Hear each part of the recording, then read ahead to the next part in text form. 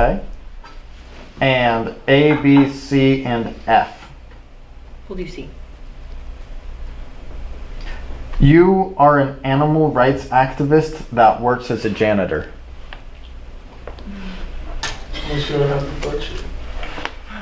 That would have been a really funny combo. I'll have to use this list again sometime and see if that happens. That would be amazing. So, again, a janitor who is an animal rights activist. Are you ready? Sure. Awesome. Welcome. What's your name? I'm Summer Breeze. Summer Breeze. That's an awesome name. Thank you. Is that your given name? It is my given name. My mother's name was Rain.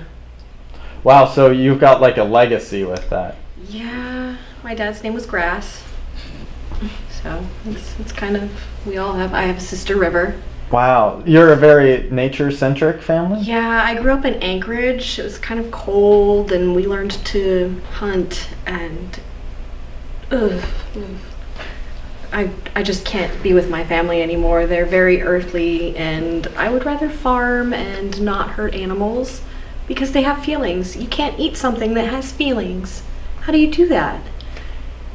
Are you wearing leather?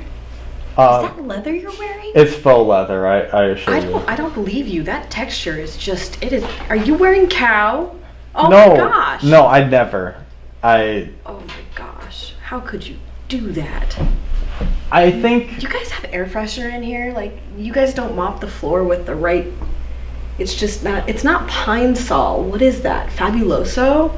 That is disgusting. It doesn't even clean the floor the same. Does it not? No. Okay. Any respectable person would know that. Like, I clean up after people all the time. They get their animal tested lipsticks and leave it on the mirrors. And how can you do that? Where do you work? I actually work at the studio. The studio? Yeah. And how did you fall in that group of people? They were just hiring and I needed a job because apparently having so many arrests for animal rights it doesn't pay the bills. What's the craziest thing you've done as an activist? Like, not crazy, but most exciting. That's a tough one. We tried to take down PETA once. Really? Yeah. Why PETA? Because PETA, if you've ever seen them rescue animals, they actually put them to sleep. I heard about that. They're really not very good people. They're all people and ethical treatment of animals, and then they say, let's rescue these dogs, and then they're like, let's just put them down instead of rehome them. Wow. So PETA needs the paint on their faces. Interesting. So what did you do to them?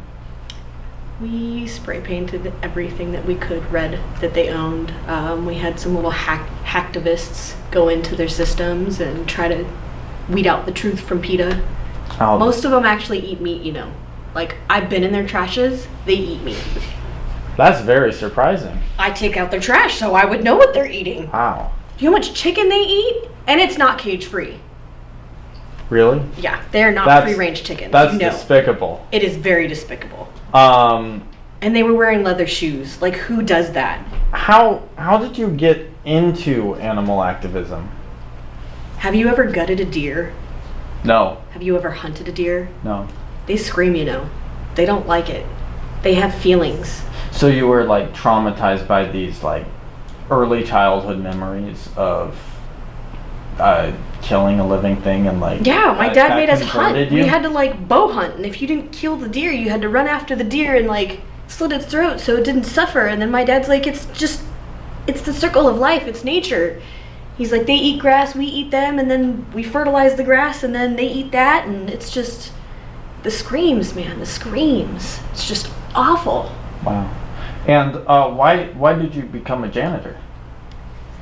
I think it just kind of helped cleanse the aura. Like, the bleach smell helped clean the blood out. It's just, it's clean now.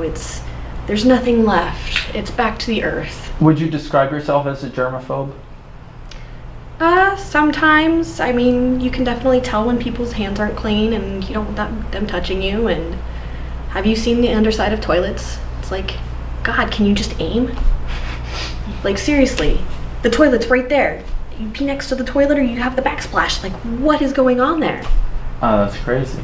Who cleans your toilets? Does your mother still clean your toilet? I clean my toilets. What do you clean it with?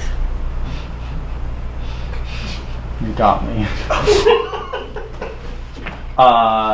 What would you suggest I clean it with? Bleach, it kills all the germs. Bleach.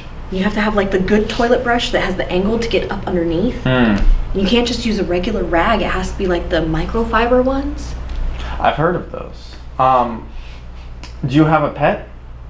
I did have a pet. I had a pet frog. Pet frog? He croaked. Oh no.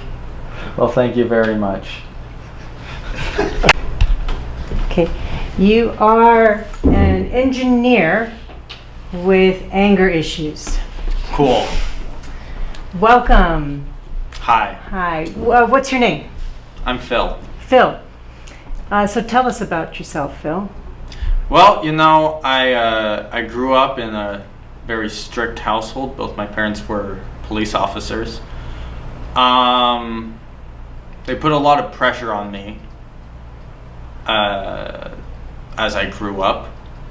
So, you know, I was really drawn to the very concrete field of engineering. I thought it was very interesting. And what was the catalyst for that? Well, I mean, my parents have always pushed me very hard academically, and I've always thought the arts were a little wishy-washy. So I wanted something with concrete rules that could actually be applicable. So you like to figure out how things work? Yes. Okay. What's your favorite childhood memory in the context of course, being in a very disciplined household? But was there a favorite childhood memory that you have? I remember that when I was young, I was with my grandmother, and we used to sing songs together. It was really nice. Is your grandmother still alive? No. And do you have any siblings? Yeah, I have a brother. And what does he do? He's actually still studying in college. He's becoming a psychologist. Tell me about, do you remember when you had your first kiss? Yeah, it was my junior year of high school, and I'd asked out a girl to homecoming, and she agreed, and we danced. I'm not big on dancing, but I made an exception. And afterwards I kissed her, and it was nice, and then the next day I texted her and asked her on a date, and she said no. So how do you feel about women? What do you feel about? Do you think that they just use you, or? I mean, they can definitely be a little manipulative. And what engineering firm do you work for? I work for Scott and Robson. And do you like it there? It's fine. A lot of my coworkers are idiots. Do you have patience for people who are incompetent? Not really. Particularly in engineering, you make a mistake, you get someone killed. Well, that's very true. We do a lot of designing for construction vehicles, and I've caught numerous mistakes from my partners. They'll like not connect. We use a 3D design software to test things, and they'll have misprogrammed it and not connected joints to the correct places, and if they built it like that, it could lead to death. So within that context, what do you consider your greatest fear? As an engineer? That's a good question. I'm worried that people around me, my partners, will get promoted as a result of them taking credit for my good work and having maybe more approachable personalities than I do. I'm a very cut and dry person.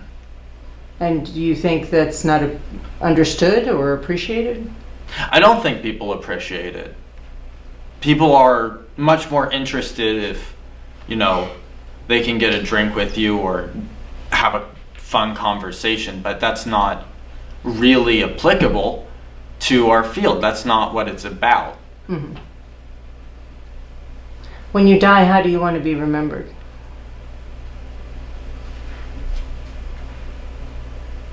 I want to be remembered as a good provider. I hope to have a family one day.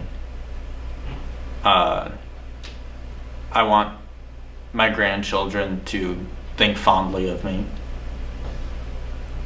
I want to be described as good at my job. Thank you very much. Thanks.